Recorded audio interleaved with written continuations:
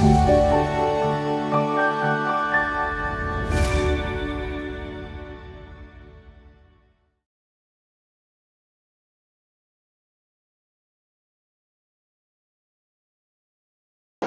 of our cells in our body contain thousands of proteins, and these proteins are what carry out all of the functions of the cell.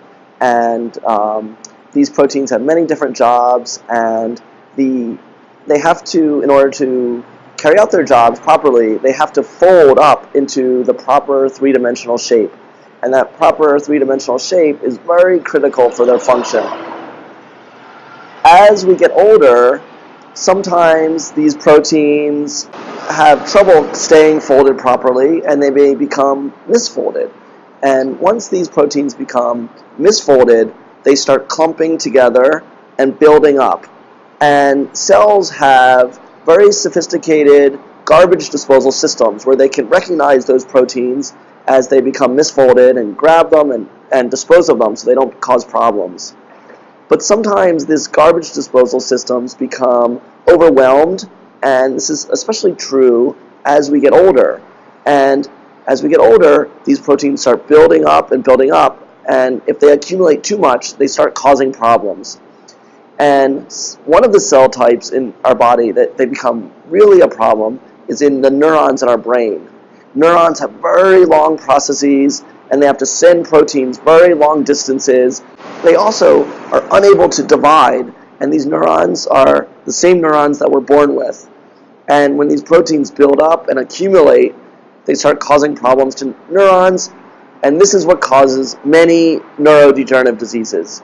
These diseases include Alzheimer's disease, Parkinson's disease, Huntington's disease, and a disease called amyotrophic lateral sclerosis, or ALS. All of these diseases are associated with the buildup of clumps of proteins. And the research in my laboratory is to try and understand why these proteins misfold and clump up, what happens to neurons when they do, and then how we can develop strategies to protect neurons from these clumping proteins and to get rid of them in the first place. It is a very exciting time right now in neurodegenerative disease research. I feel very privileged to be a researcher at this time because the field has been making many discoveries about the causes of neurodegenerative disease, what genes are mutated that lead to these deadly disorders, and importantly, it's that knowledge of the causes of the disease that has allowed researchers to then come up with ways of combating those causes and developing new therapies for the disease. And just in the last 2 years, there has been an approval for a new medicine to treat a childhood form of neurodegenerative disease called spinal muscular atrophy. And this disease, which is a deadly disease of children, is caused by the mutation of a gene. And a therapy was designed to be delivered directly into the nervous system and to correct that gene problem and to allow these kids to now go on and live longer.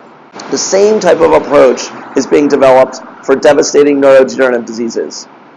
The proteins that build up and clump together are encoded by genes, and strategies to target those genes that make those proteins that will clump are going to be very effective at reducing the amount of those protein clumps. And just this year, there are clinical trials in humans testing those therapies, and I am very optimistic that these will be successful and that this will lead to a whole new class of drugs to combat neurodegenerative disease. Up until now, it's been very frustrating because we can study neurodegenerative diseases, we can learn what causes them, but there were no therapies. That's going to change now, and it's a very exciting time to be in research and to be researchers,